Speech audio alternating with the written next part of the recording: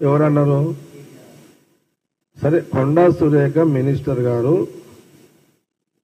కొన్ని విషయాలు కేటీఆర్ మీద ప్రెస్ లో మాట్లాడింది. నేను కేటీఆర్ చెప్తున్నంటే తప్పు మీరు చేశారు, ఆమె డిస్టర్బ్ చేశారు, ఆమె కొండా సురేఖని అవమానించారు, అవకాశం మీరు ఇచ్చారు. గమ్మున ఇంట్లో కూర్చున్నామని తెచ్చి తలపించుకుంటున్నారు మీరు. మేమేం చేస్తాం దానికి? ఆమె కొండా సురేఖ ఆమెతో ఆమె వచ్చి బీఆర్ఎస్ అంతా అంతలేదు కదా. ఆమె గమ్మున ఆమె మినిస్టర్ పని ఆమె చేసుకుంటుంటే ఆమెను అనవసరంగా మీరు రెచ్చగొట్టి తలపించుకుంటున్నారు. తప్పు కేటీఆర్ది.